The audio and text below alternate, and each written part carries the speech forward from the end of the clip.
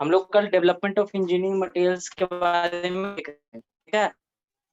तो इसमें हमारा जो सबसे पहले जो मटेरियल आया वो था स्टोन एज, ठीक।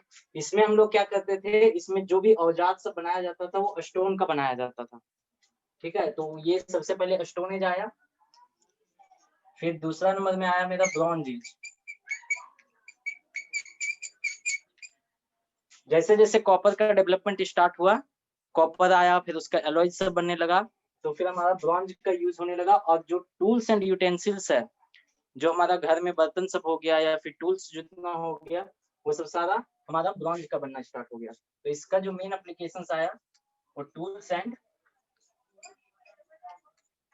यूटेंसिल्स में हुआ।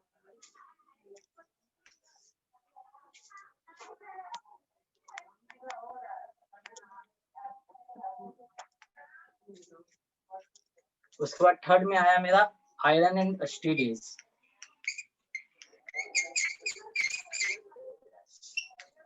फिर जैसे ब्लास्ट फर्नेस का डेवलपमेंट हुआ, ब्लास्ट फर्नेस एक इक्विपमेंट होता है जिसमें हम लोग आयरन को प्रोड्यूस करते हैं।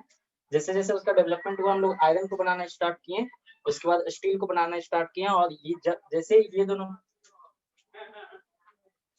दोनों मटेरियल मेरा आया, हम लोग कौन कौन सा इक्विपमेंट बनाने स्टार्ट किए, रेल रोड्स,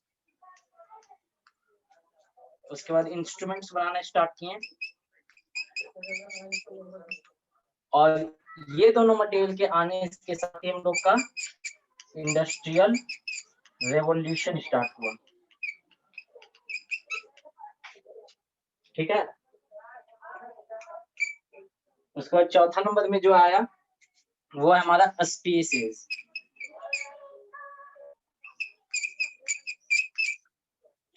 और इस एज में हम लोग किस पे फोकस करने लगे, हम लोग स्ट्रेंथ पे फोकस करने लगे।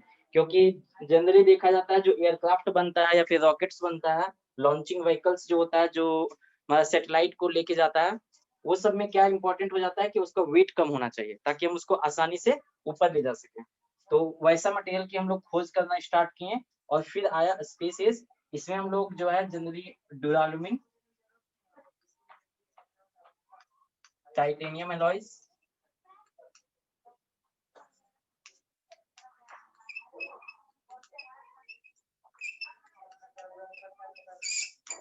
ये सब मटेरियल के बारे में पढ़ना स्टार्ट कर दी, ठीक है।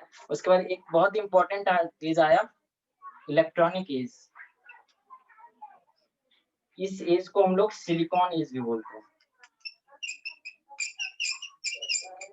इस एज में हम लोग जो सुपर कंडक्टर्स है, सुपर कंडक्टर्स हो गया, सेमी कंडक्टर्स हो गया, ये सब मटेरियल का बहुत ही ज्यादा यूज होने लगा। और जितना भी अभी इलेक्ट्रॉनिक मटेरियल्स आता है, जैसे डायोड्स हो गया, ये सब सारा जो है वो इसी मटेरियल सिलिकॉन, जर्मेनियम, कार्बन, ये सब मटेरियल का बनना स्टार्ट हो गया।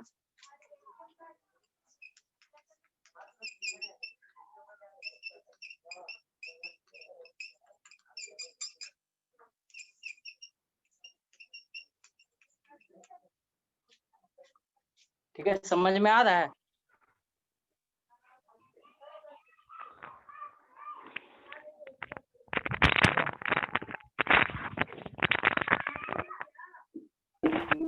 आ रहा है ना ये?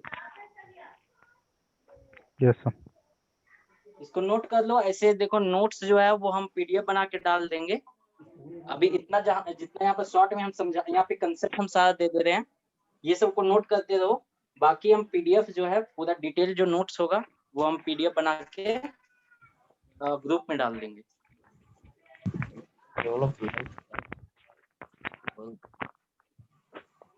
आज का जो लेक्चर कंप्लीट होगा, जहां तक हम लोग पढ़ेंगे वहां तक का पीडीएफ आप लोग को ग्रुप में मिल जाएगा। क्योंकि ये पूरा ही थ्योरेटिकल पेपर है, इसमें हम पूरा भी नोट्स लिखवाना चालू करेंगे तो फिर बहुत ही टाइम लग जाएगा।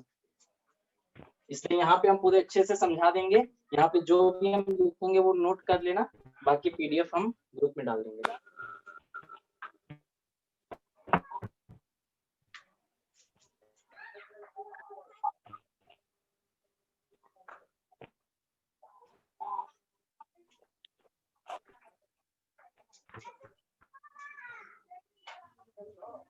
सर एक बार फिर से समझा दीजिए। क्या अभी ऐड हुए हो? Yes sir. Hello sir. ठीक है, और बीच में रिस्पांस देते रहना, क्योंकि उससे पता चलता है। देखो, सामने क्लास नहीं हो रहा है कि सामने बैठा हुआ, हम लोग को पता चल जाए रिस्पांस कैसा मिल रहा है। जब समझा रहे हो, कोई टॉपिक ना समझ में आए तो और साथ ही रिस्पांस दिया करो अगर पूछ रहे हैं कि हाँ समझ में आ रही है। ठीक है, तो हम लोग देख रहे हैं कि डेवलपमेंट मटेरियल्स का कैसे हुआ, कैसे कैसे इंजीनियरिंग मटेरियल्स का डेवलपमेंट हुआ एज के साथ। तो जैसे जैसे ह्यूमन अपना डेवलपमेंट करते गया, वैसे वैसे मटेरियल का भी खोज करना स्टार्ट किया। तो सबसे पहले जब ह्यूमन आया था तो वो लोग स्टोन का बना हुआ मटेरियल यूज करता था। जैसे औजार जो बनाता था वो स्टोन्स का होता था। फिर और जितना भी वो यूज का चीज होता था वो स्टोन से। जब फायर वो डेवलप किया, फायर जो पहले प्रोड्यूस होता वो दो स्टोन को आपस में रब करने से आता था, तो वो स्टोन एज था। ठीक है, उसके बाद फिर जैसे जैसे ह्यूमन अपना डेवलपमेंट स्टार्ट किया, वो ब्रॉन्ज में इंटर किया। जैसे कॉपर का डेवलपमेंट स्टार्ट हुआ, कॉपर, फिर ब्रॉन्ज, ब्रास, ये सब का एज आया। उससे हम लोग क्या करने लगे, टूल्स और यूटेंसिल्स बनाने लगे। जो भी औजार था ब्रॉन्ज का हम लोग बनाना स्टार्ट कर दिए थे। यूटेंसिल्स जो होता था वो हम लोग ब्रॉन्ज का बनाना स्टार्ट कर दिए। उसके बाद फिर जो है, जैसे ब्रॉन्ज के बाद हम लोगों ने आयरन और स्टील के बारे में सर्च करना स्टार्ट किया। जब जैसे आयरन और स्टील का रिसर्च हुआ तो हम लोग जो है वो रेल रोड्स, इंस्ट्रूमेंट्स और ये सब बनाना स्टार्ट करने लगे। और साथ ही इंडस्ट्रियल रिवॉल्यूशन स्टार्ट हुआ, क्योंकि जो ब्लास्ट फर्नेस जो है, क्योंकि आयरन स्टील का जो है मैक्सिमम कंपोनेंट सभी आयरन और स्टील का हम लोग को मिलता है। अगर प्रैक्टिकल डोमेस्टिक एप्लीकेशंस में देखें या फिर इंडस्ट्रियल एप्लीकेशन में देखें तो वहां पे आयरन और स्टील का बहुत ही ज्यादा यूज होता है। इसलिए यहाँ से हम लोग का इंडस्ट्रियल रेवोल्यूशन स्टार्ट हुआ। ठीक है, उसके बाद हम लोगों को जरूरत पड़ा स्पेस में जाने का। ठीक है, स्पेस में अगर हमको को जाना है तो हम लोग का जो भी लॉन्चिंग व्हीकल्स होगा या फिर रॉकेट होगा या फिर एयरक्राफ्ट होगा, ये सब के लिए जरूरी है कि हमारा उसका वेट कम से कम होना चाहिए, क्योंकि भारी वेट हम ले नहीं जा सकते हैं ऊपर में। इसलिए स्पेस हम लोग क्या स्टार्ट किए, अब ऐसा मटेरियल का खोज स्टार्ट किए जिसका वेट काफी कम हो, और साथ ही वेट कम हो लेकिन स्ट्रेंथ वो ज्यादा देता हो। ऐसा नहीं है कि उसका हम वेट तो कम कर दिए लेकिन उसका स्ट्रेंथ भी खराब हो गया, तो वो नहीं चलेगा। उसमें वेट भी कम होना चाहिए और स्ट्रेंथ भी अच्छा मिलना चाहिए हमको। तो ऐसा मटेरियल जो है डुरालुमिन टाइटेनियम एलॉय, जो कि अभी बहुत ही ज्यादा यूज हो रहा है। ये जो है, ये दोनों मटेरियल जो है वो बहुत ही ज्यादा यूज होता है स्पेस मटेरियल्स के रूप में। ठीक है, उसके बाद हम लोग अभी ऑटोमेशन में इंटर कर रहे हैं हम लोग। सारा चीज जो है वो ऑटोमेटिक होते जा रहा है। तो उसमें हम लोग कौन सा मटेरियल यूज करते हैं, इलेक्ट्रॉनिक मटेरियल्स का यूज करते हैं। ये जनरली जो है तो सिलिकॉन, जर्मेनियम, कार्बन, ये सब मटेरियल का बना हुआ होता है। ठीक है, तो हम लोग इसके बारे में तो नहीं पढ़ेंगे क्योंकि ये हम लोग का सेक्शन नहीं है, ये इलेक्ट्रिकल एंड इलेक्ट्रॉनिक्स का सेक्शन हो जाता है। हम लोग ये सब मटेरियल के बारे में पूरा डिस्कस करेंगे। ब्रॉन्ज, आयरन, स्टील, फिर स्पीसीज में जो डुरालुमिन, टाइटेनियम एलॉयज है, ये सब के बारे में पूरा अच्छे से डिस्कस करेंगे। समझ में आ गया? Yes sir. नोट हो गया ये चीज?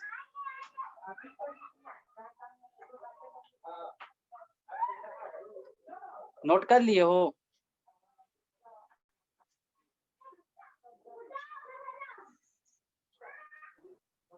Yes sir. कोई रिस्पॉन्स नहीं मिला फिर हम आगे पढ़ाएंगे कैसे? यस सर, हो गया सर। हाँ तो बताते जाया करो, नहीं तो फिर हम आगे पढ़ाएंगे कैसे? अब कोई नोट ही नहीं किया होगा तो।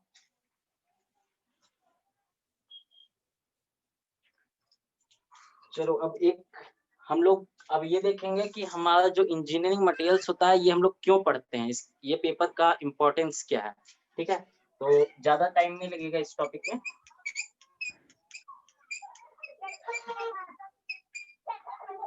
Importance of engineering materials.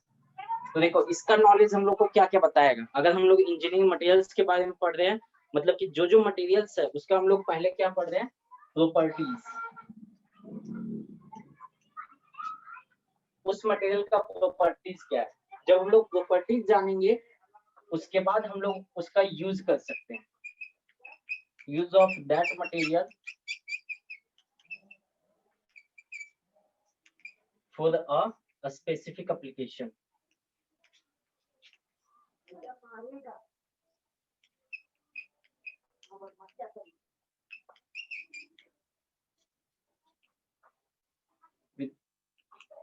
with the point of view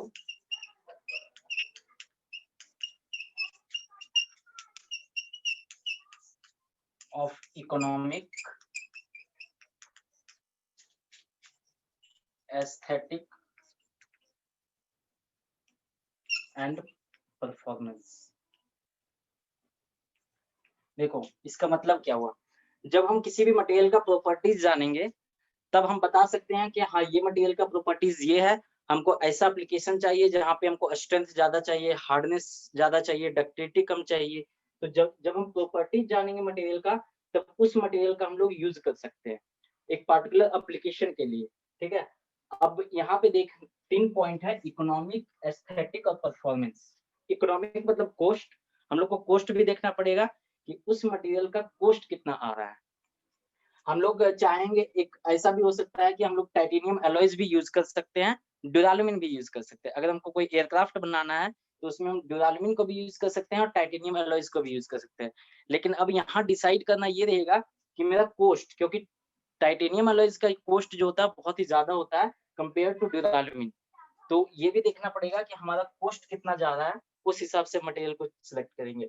aesthetic means होता है अपीयरेंस, मतलब वो देखने में कैसा लग रहा है मटेरियल, तो ये भी ध्यान में देखना है क्योंकि लुक आज बहुत ही ज्यादा मैटर करता है। हम लोग कपड़ा खरीदने जाते हैं तो लुक देखते हैं कि कैसा लग रहा है नहीं लग रहा है, तो इस वजह से कोई भी अगर हम लोग इक्विपमेंट खरीदने जाते हैं या यूटेंसिल्स खरीदने जाते हैं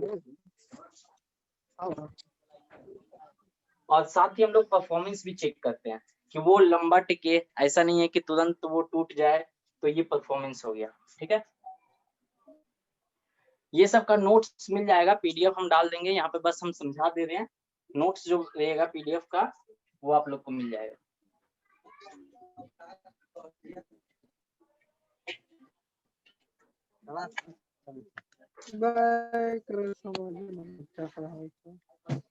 ये नोट कर लो तुम लोग। सर इससे पहले वाला का भी नोट है? क्या चीज? इससे पहले वाला का नोट्स? इससे पहले हम ज्यादा कुछ पढ़ाए नहीं है, इसके पहले हम सिलेबस का पूरा इंट्रो दिए थे, उसके बाद क्लासिफिकेशन के बाद डिटेल बताया था। क्लासिफिकेशन लोग फिर से पढ़ेंगे, जब डिटेल पढ़ना आएगा तो फिर से पढ़ेंगे। इससे पहले का भी नोट्स है वो हम अपलोड कर देंगे। ठीक है सर। नोट्स सब शुरू से है मेरे पास, लेकिन कोई कितने दिन से क्लास चल रहा है सर?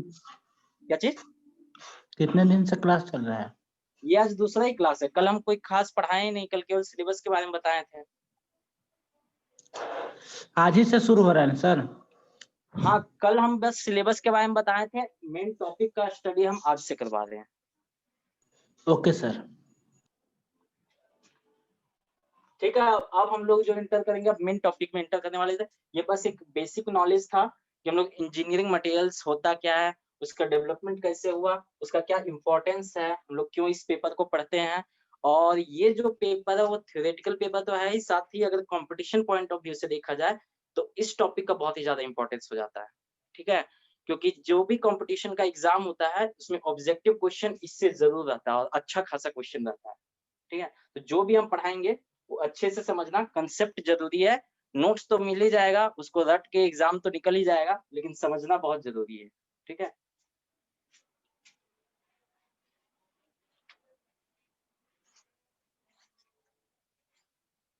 क्योंकि तुम लोग थर्ड सेमेस्टर में पहुंच चुके हो, अब जो भी पेपर आएगा थर्ड सेमेस्टर में वो सारा पेपर का कॉम्पिटिटिव एग्जाम के पॉइंट ऑफ व्यू से बहुत इंपॉर्टेंट है, और ये जो पेपर है इसका तो इम्पोर्टेंस बहुत ही ज्यादा है। ठीक है, तो अब हम लोग इंटर कर रहे हैं प्रॉपर्टीज ऑफ इंजीनियरिंग मटेरियल्स।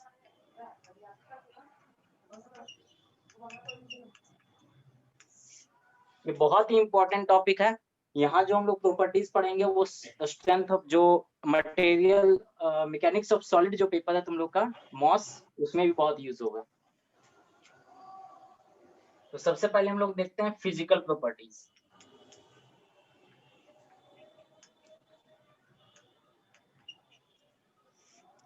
ठीक है, फिजिकल प्रॉपर्टीज में पहला आता है स्ट्रक्चर।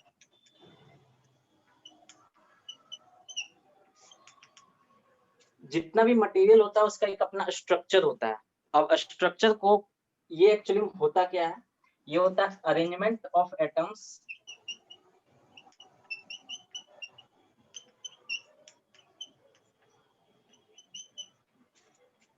एंड मॉलिक्यूल्स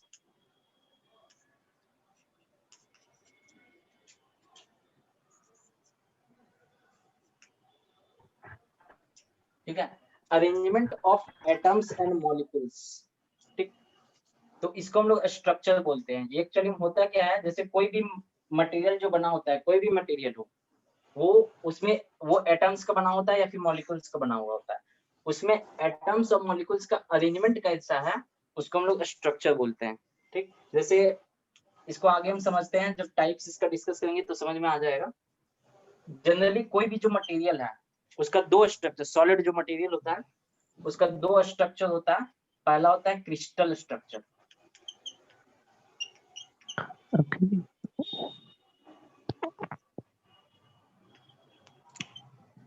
और दूसरा होता है नॉन क्रिस्टल स्ट्रक्चर।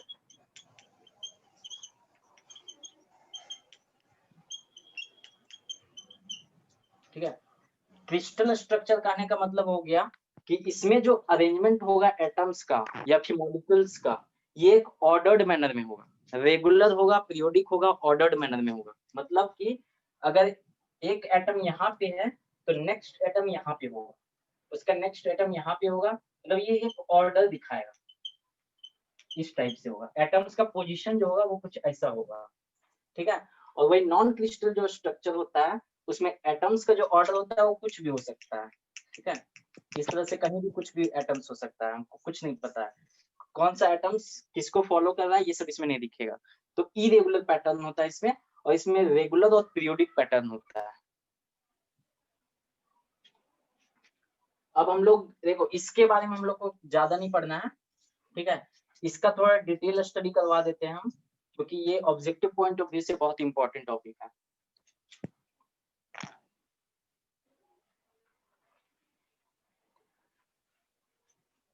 जैसे कि लेट सपोज मान लो ऐसे कि एक रूम है, उसके बाहर 100 कुर्सी रखा हुआ है, ठीक। अब हम बोल देते हैं कि इस 100 कुर्सी को अंदर लेके जाना है। अब तुम लोग के हम टाइम दे दिए कि इस 100 कुर्सी को 1 मिनट में अंदर लेके जाना है, और सेकेंड हम ऑप्शन दे दिए कि 30 मिनट में लेके जाना है, ठीक है। तो जब हम 1 मिनट का टाइम देंगे तो जाहिर सी बात है जो भी कुर्सी लेके जाएगा वो किसी भी तरह रख के आ जाएगा, बस उसको अंदर करना है।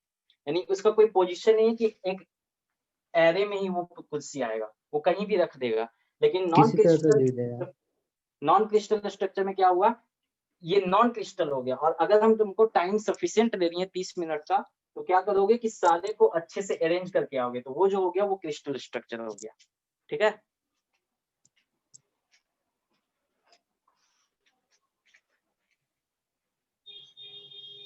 ये सब सारा का नोट्स मिल जाएगा, बस यहाँ पे इतना नोट करते चलो, क्रिस्टल स्ट्रक्चर,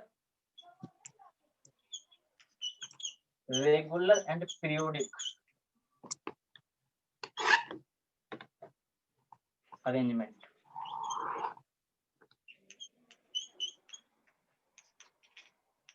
और इसमें नॉन रेगुलर जाएगा।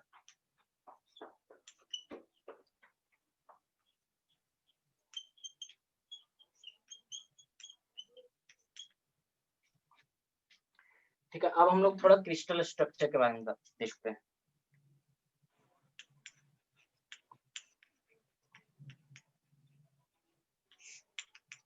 देखो कोई भी जो मेटल हो गया या फिर एलॉयज हो जाता है, वो जो होता है वो किसी छोटा छोटा यूनिट से मिलकर बना हुआ होता है, ठीक है। जैसे अगर हमको घर कोई बनाना हो तो हम लोग क्या करते हैं, सबसे पहले ईट लेते हैं। वो जो ईट होता है ब्रिक्स, वो हमारा एक छोटा सा यूनिट हो गया। अब उसी को हम लोग उसके आगे पीछे ऊपर साइड में सब जगह ब्रिक्स रख के हम लोग एक घर बना देते हैं। तो उसी तरह से क्रिस्टल स्ट्रक्चर कैसे बनता है, तो एक सबसे स्मॉलेस्ट यूनिट होता है, इसको हम लोग बोलते हैं यूनिट सेल। ये जो यूनिट सेल हो गया, ये हमारा जो होता है वो हमारा बिल्डिंग ब्लॉक्स होता है। जिस तरह घर बनाने के लिए जो ईंट होता है वो उसका बिल्डिंग ब्लॉक हो गया, ईंट को हम लोग मिला मिला के घर बना देते हैं। वैसे अगर कोई क्रिस्टल स्ट्रक्चर बनाना है जैसे कि मान लेते हैं हमारा आयरन, आयरन जो मेटल है इसका अपना क्रिस्टल स्ट्रक्चर होता है। अगर ये हमको बनाना है तो हम लोग क्या करते हैं, एक यूनिट सेल होता है उसको हम लोग रिपीट करते जाते हैं, ठीक है। यूनिट सेल को हम लोग रिपीट करते करते करते, जैसे एक यूनिट सेल हुआ उसके बगल में दूसरा, बगल में तीसरा, फिर ऊपर नीचे, ऐसे ही हम लोग उसको यूनिट सेल को मिला के हम लोग क्रिस्टल स्ट्रक्चर बना देते हैं। अब अगर हम यूनिट सेल में आयरन का एटम ले लेंगे तो आयरन का क्रिस्टल स्ट्रक्चर बन जाएगा। अगर हम यूनिट सेल में एल्यूमिनियम का एटम्स ले लेंगे तो एल्यूमिनियम का क्रिस्टल स्ट्रक्चर बन जाएगा। अब ये जो यूनिट सेल होता है इसका एक अपना शेप होता है। तो देखो यूनिट सेल का जो शेप होता है कुछ ऐसा होता है।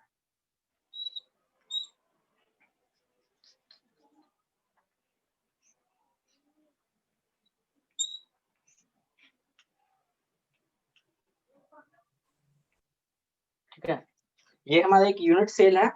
अब इसी सेल को हम इधर भी ऐड करेंगे, इधर ऐड करेंगे, नीचे ऊपर, इस तरह से चारों तरफ ऐड करते करते हम लोग एक क्रिस्टल स्ट्रक्चर फॉर्म तैयार करते हैं। ठीक है, अब इसमें देखो ये एक क्यूब जैसा दिख रहा है। अब इसका 3 डायमेंशन होगा, एक ये डायमेंशन होगा इसका लेंथ, इसका विड्थ, मान लेते हैं विड्थ बी हमारा है, इसका हाइट ये सी है, और ये जो एंगल होता है ये तीनों को हम लोग एंगल बोलते हैं। ये अल्फा, ये बीटा, ये गामा। ठीक है, तो ये इसका 3 साइड हो गया और 3 एंगल हो गया। ठीक है, अब अगर हम ये तीनों डायमेंशंस को चेंज करते रहेंगे, जैसे कभी मान लेते हैं a equal to B equal to C मान लेते हैं, ठीक है, और alpha equal to beta equal to gamma. Cube में तो होगा क्योंकि अल्फा कितना होगा 90 डिग्री, ये भी हमारा 90 डिग्री होगा, ये भी 90 डिग्री होगा, और क्यूब में ये तीनों साइड बराबर होता है, तो ये एक कंडीशन हो गया। ठीक है, सेकंड केस हो सकता है कि हम alpha equal to a equal to B equal to not C कर दें, और alpha equal to beta equal to gamma कर दें। ठीक है, जैसे कि कैसा हो सकता है इसका शेप, ये थोड़ा हम लंबा कर दिए,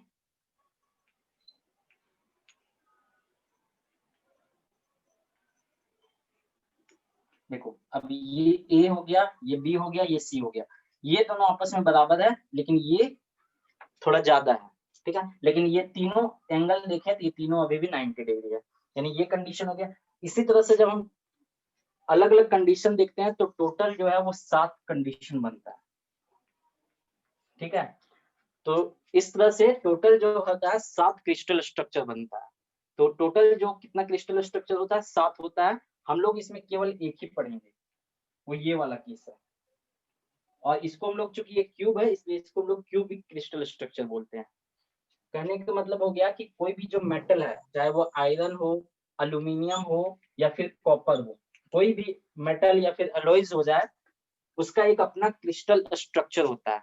ठीक है, वो क्रिस्टल स्ट्रक्चर कैसे बनता है, जैसे अगर घर बनाना हो तो हम लोग ईंट को मिला मिला के घर बनाते हैं, उसी तरह किसी भी एटम का क्रिस्टल स्ट्रक्चर जो होता है वो यूनिट सेल को मिला के बनाया जाता है।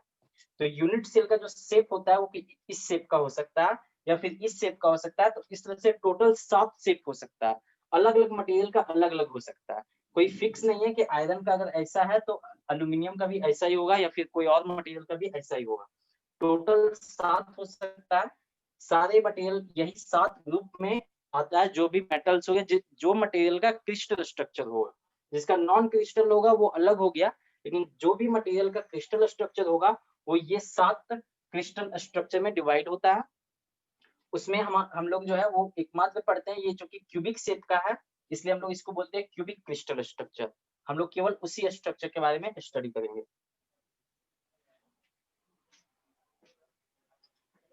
कोई कंफ्यूजन है, समझ नहीं आ रहा तो बताओ। सही तो है नहीं सर। इसका सर डिफिनेशन भी कुछ लिखवाइएगा।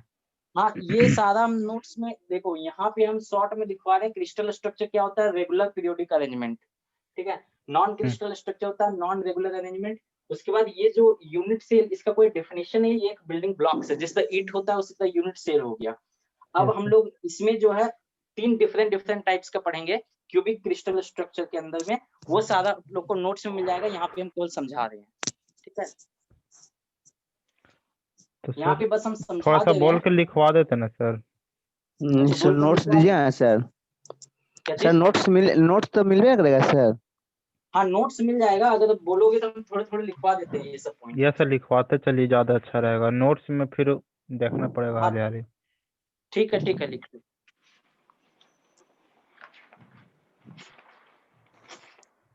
चलो लिखो, सबसे पहले हेडिंग दो फिजिकल प्रॉपर्टीज, ये प्रॉपर्टीज ऑफ इंजीनियरिंग मटेरियल्स, उसके बाद लिखो फिजिकल प्रॉपर्टीज।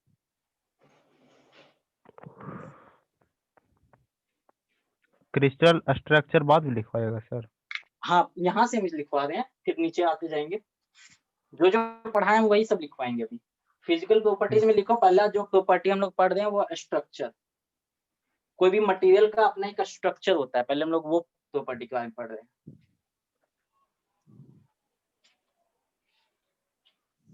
Yes sir. ठीक है, लिखो स्ट्रक्चर का, स्ट्रक्चर के बारे में लिखो, स्ट्रक्चर क्या होता है। It the arrangement, it is the arrangement and disposition. Spelling अगर पूछना हो तो पूछ लेना, अगर नहीं समझ में आ रहा हो तो। Disposition. It is the arrangement and disposition of atoms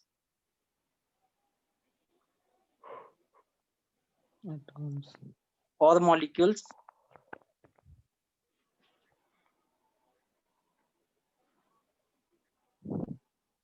yes sir. within the material.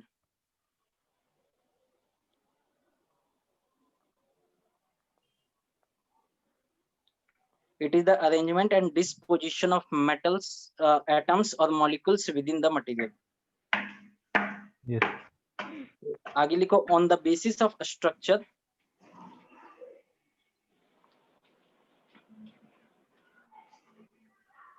on the basis of a structure, any solid material,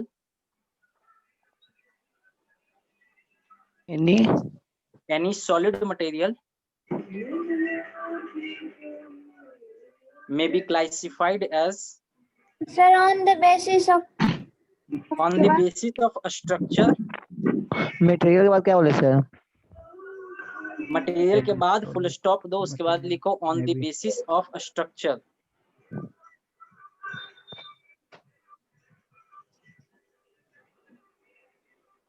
Any solid material on the basis of a structure, any solid material may be classified as crystalline,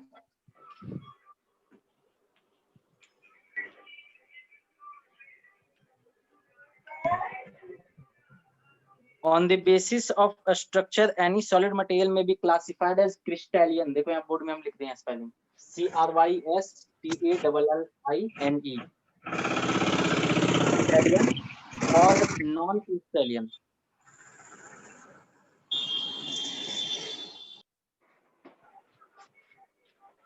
हम board में लिख दे रहे हैं, ठीक है। Yes sir. अभी कुछ class में हम बोर्ड में लिख देते हैं, उसके बाद जब थोड़ा हैबिट बन जाएगा फिर हम। सर बोर्ड में लीजिए, कोई आगे भाग जाता है, कोई पीछे रह जाता है सर। हाँ, कोई जब मेरा अरेंजमेंट थोड़ा बढ़ जाएगा, ब्लूटूथ सब ले लेंगे तो फिर हम बोल के लिखा देंगे।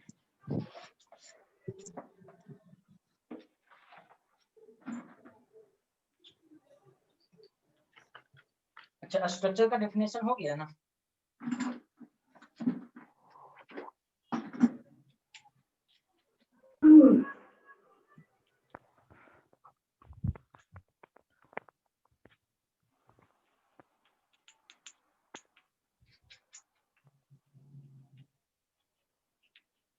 दूसरा स्ट्रक्चर लिखवाता है उससे।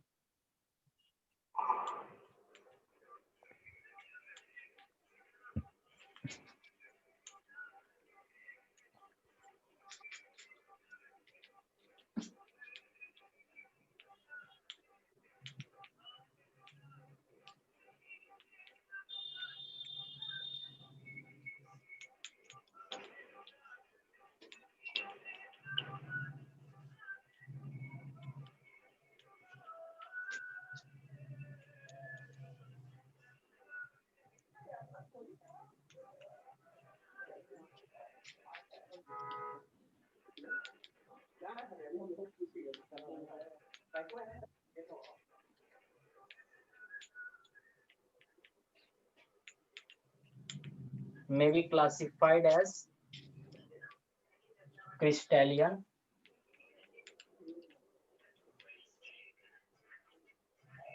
or non-crystalline.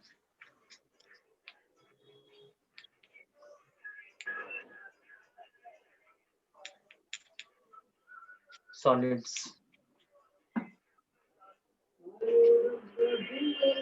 और जो नॉन क्रिस्टेलियन सॉलिड होता है इसको हम लोग एमोर्फस सॉलिड बोलते हैं।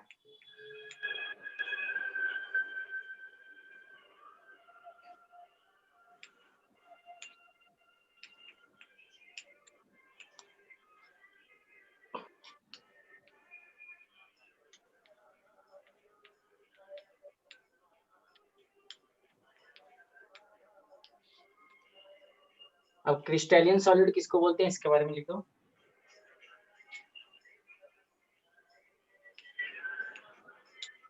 If the constituents atom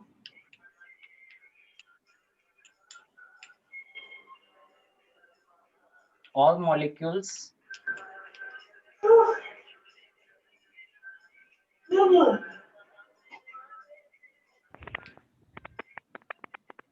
if the constituent atoms or molecules of a solid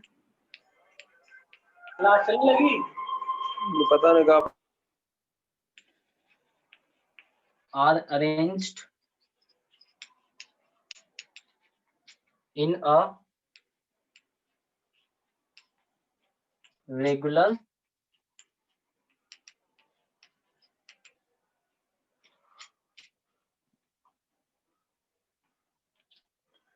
periodic and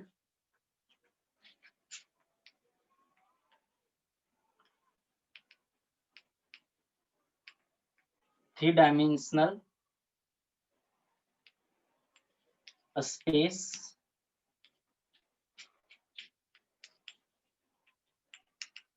then it is called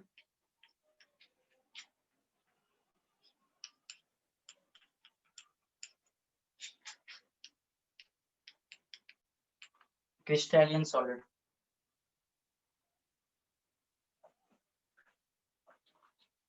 इसमें जो एग्जांपल की देखें तो ज्यादातर जो मेटल्स होता है वो हमारा क्रिस्टेलियन सॉलिड होता है।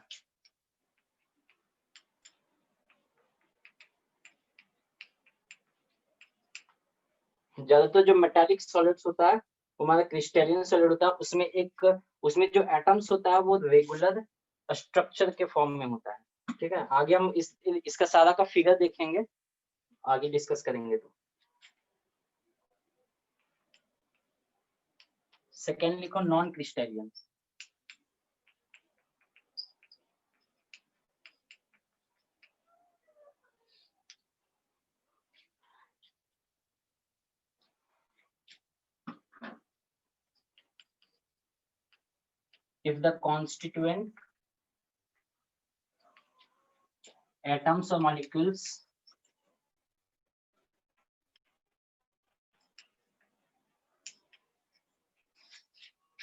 If the constituent atoms or molecules of a solid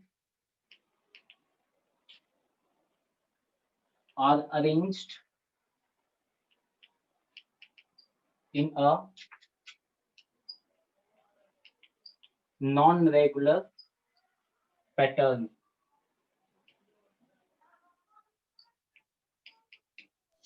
sir हाँ बोलो। जो लिखवाए इसको सर समझा दिए, सर के भी समझाना है। इसको ऑलरेडी हम समझा दिए लेकिन एक बार और समझा देंगे। Okay sir. अभी हम यही समझा रहे थे ना, स्ट्रक्चर मतलब होता है कि अरेंजमेंट कैसा है एटम्स या मॉलिक्यूल्स का। जो हमारा कोई भी मटेरियल है उसके अंदर एटम्स और मॉलिक्यूल्स कैसे अरेंज किया हुआ है। ठीक है, अगर वो अरेंजमेंट एक रेगुलर है, जैसे कि हम दिखाए थे, अगर एक एटम यहाँ पे है, एक एटम यहाँ पे है, कुछ ऐसा पैटर्न फॉलो कर रहा है, तो इसको हम लोग बोलते हैं क्रिस्टेलियन सॉलिड। अगर ऐसा पैटर्न एटम्स का है मटेरियल के अंदर में एटम्स का पैटर्न कैसा है ये देखने के लिए हम लोग माइक्रोस्कोप चाहिए। माइक्रोस्कोप से जब हम देखेंगे तो वो पैटर्न दिख जाएगा कि उसमें किस तरह से एटम्स जो है अरेंज किया हुआ है, कैसे एटम्स किस पोजीशन पे है। तो अगर उसका एक रेगुलर पैटर्न होगा, एक पीरियोडिक पैटर्न होगा, तो उसको हम लोग क्रिस्टलियन सॉलिड बोलते हैं। वही अगर एक जिगजैग होगा, मतलब एक यहाँ है, एक यहाँ पे है, एक यहाँ पे है, कहीं भी किसी भी तरह से हो सकता है, तो उसको हम लोग नॉन क्रिस्टलियन सॉलिड बोलते हैं। ठीक है,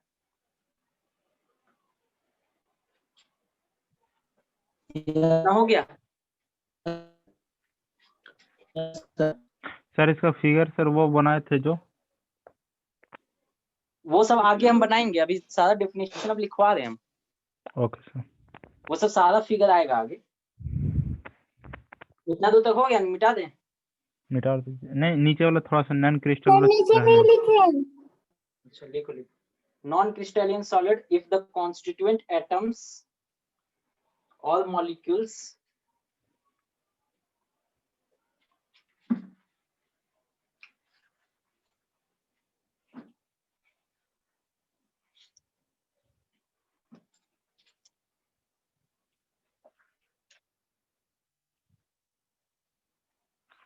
जो नॉन क्रिस्टलियन सॉलिड होता है, इसको हम लोग एमोर्फस भी बोलते हैं।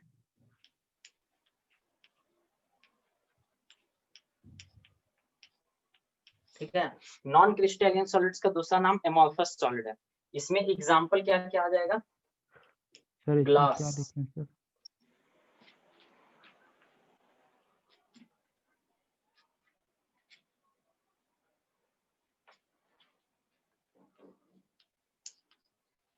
पॉलीमर्स,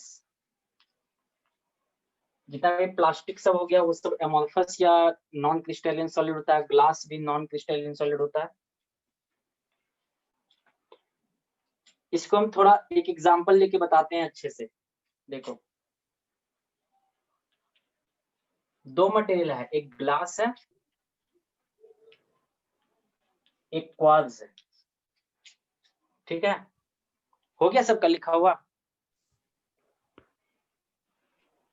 सर लास्ट में रेगुलर के बाद क्या लिखे हैं? If the constituent atoms or molecules of a solid are arranged in a non-regular pattern,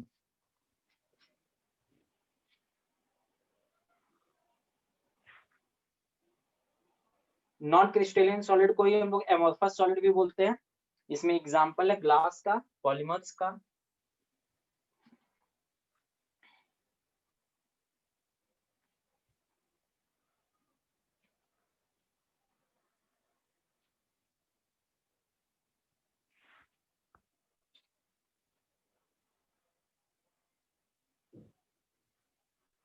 last में क्या लिखे हैं sir? Non regular pattern. Pattern. हाँ पैटर्न, मतलब एक Subscription। नॉन रेगुलर पैटर्न के रूप में अरेंज होगा, कैसे, मतलब किसी भी तरह से हो सकता है। लिखिए सर। अब देखो एक एग्जांपल लेके हम समझाते हैं तुम लोग को क्रिस्टलियन और नॉन क्रिस्टलियन के बारे में। ठीक है, सिलिका एक मटेरियल का नाम होता है।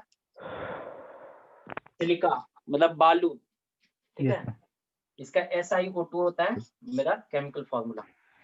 तो ये जो सिलिका है, इसी से हम लोग का ग्लास भी बनता है और इसी से हम लोग का क्वार्ट्ज बनता है। क्वार्ट्ज भी एक इम्पोर्टेंट मटेरियल होता है। ठीक है, इसका हम लोग यूज आगे पढ़ोगे। ऑप्टिकल फ्लैट, जब आगे इसका सेमेस्टर में एक पेपर आएगा मेट्रोलॉजी, उसमें इसका बारे में पढ़ने का दिया हुआ है, क्वार्ट्ज का यूज। ठीक है, तो सिलिका से ही हम लोग ग्लास भी बना सकते हैं और सिलिका से ही हम लोग क्वार्ट्ज भी बना सकते हैं। लेकिन ग्लास जो होता है ये नॉन क्रिस्टलियन होता है और क्वार्ट्ज जो होता है ये क्रिस्टलियन होता है।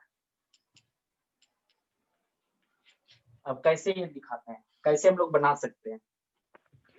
तो हमारे पास हम लोग क्या किए, हम सिलिका को लिए, इसको क्या किए, मेल्ट कर दिए हम लोग। ठीक है, अब जो मोल्टन सिलिका हुआ, जो पिघल गया सिलिका, अब उसको क्या करते हैं हम लोग, दो केस है। एक हम लोग फास्ट कूलिंग करेंगे और एक में हम लोग स्लो कूलिंग करेंगे।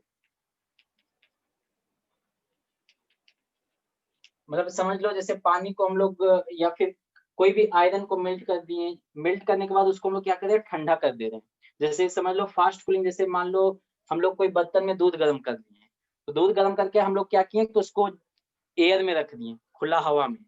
तो उससे क्या होगा, वो धीरे धीरे कूलिंग हो गया। लेकिन वही दूध के बीकर को अगर हम लोग पानी में डुबा देंगे, एक बाल्टी में उस बीकर को पानी में डुबा देंगे, तो वहां पे बहुत तेजी से कूलिंग होगा।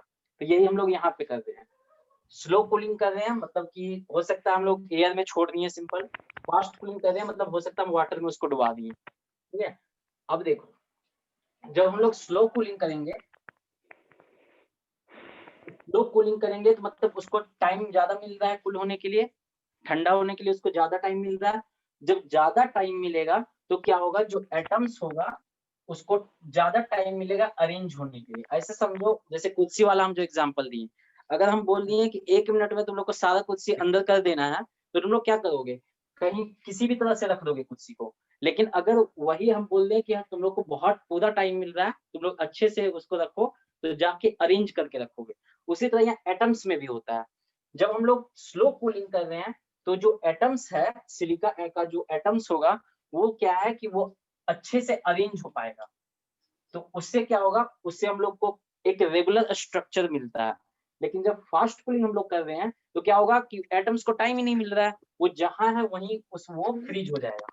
ठीक है, जहां है वहीं फ्रीज हो जाएगा, मतलब एक रेगुलर स्ट्रक्चर वहां पे हम लोग को नहीं मिलेगा। जैसे इसका अगर हम स्ट्रक्चर देखते हैं, अगर हम धीरे धीरे कूलिंग कर रहे हैं तो एक रेगुलर स्ट्रक्चर मिलेगा, जो कि एटम्स को सफिशिएंट टाइम मिल रहा है उसको अरेंज होने के लिए। तो स्लो कूलिंग से हमारा क्वार्ट्ज बनता है। ठीक है, क्योंकि धीरे धीरे अगर हम कूल कर रहे हैं तो एटम्स को सफिशिएंट टाइम मिलेगा, पर्याप्त टाइम मिलेगा कि वो खुद को अरेंज कर सके कि कौन सा पोजीशन में हमको जाके बैठना है।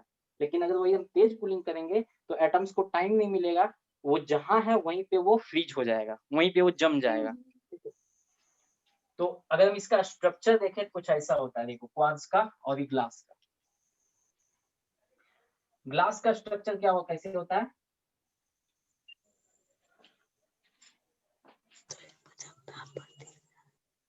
देखो ये हमारा सिलिकॉन है। जैसे हम बताएं घर बनाना तो उसके लिए ईंट जो होता है बिल्डिंग ब्लॉक्स होता है, उसी तरह इसके लिए जो बिल्डिंग ब्लॉक्स होता है ये सिलिकॉन।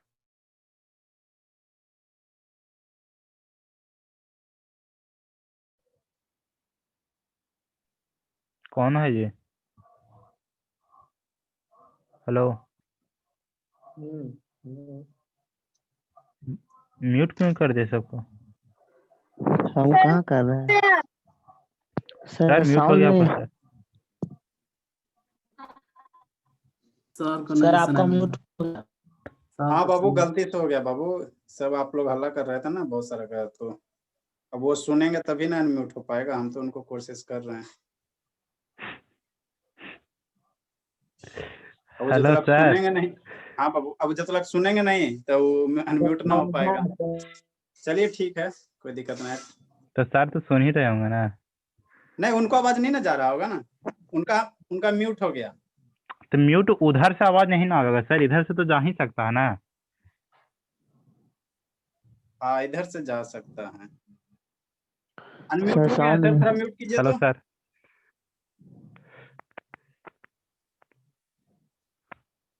कॉल कीजिए, कॉल कीजिए। कोशिश आप कर सकते। अनम्यूट कीजिए ना सर, ऑल अनम्यूट कीजिए वहां से, आप अपने सिस्टम से। नहीं हो रहा सर बाबू, वो होस्ट है ना, तो होस्ट को नहीं हो पाता ना। होस्ट नहीं जाता तो वो हो जाता, ठीक है ना, लेकिन वो होस्ट है। अच्छा चलिए, कोई दिक्कत ना है। ऑक्सीजन एटम्स होता है। तो ये जो हो गया ये एक यूनिट हो गया। ठीक है, और इसी तरह ये यूनिट क्या होगा, कंबाइन करते जाएगा तो ये जो है ग्लास का स्ट्रक्चर मिल जाता है। तो ये जो कॉम्बिनेशन होता है वो मेरा कोई रेगुलर नहीं है, ये कोई पार्टिकुलर ये पैटर्न फॉलो कर रहा हो, इसलिए हम लोग इसको नॉन क्रिस्टलिन बोलते हैं। वही क्वार्ट्ज में क्या होता है कि ये हमारा एक हेक्सागोन को फॉलो करता है। ठीक है, यहाँ पे सिलिकॉन होगा, ऑक्सीजन, उसके बाद एक ऑक्सीजन यहाँ पे होगा, फिर 2 ऑक्सीजन मेरा यहाँ पे होता है। इसी तरह इस साइड भी होता है, यहाँ भी होगा, यहाँ भी होगा। तो यहाँ पे वो देख सकते हैं एक रेगुलर पैटर्न बना रहा है, इसलिए हम लोग इसको क्रिस्टलिन बोलते हैं, इसको नॉन क्रिस्टलिन बोलते हैं। केवल डिफरेंस यहाँ पे आ रहा है कूलिंग रेट में। हम लोग अगर स्लो कूलिंग कर रहे हैं तो क्रिस्टलियन बन रहा है, फास्ट कूलिंग कर रहे हैं तो नॉन क्रिस्टलियन बन रहा है, जबकि मटेरियल सेम है,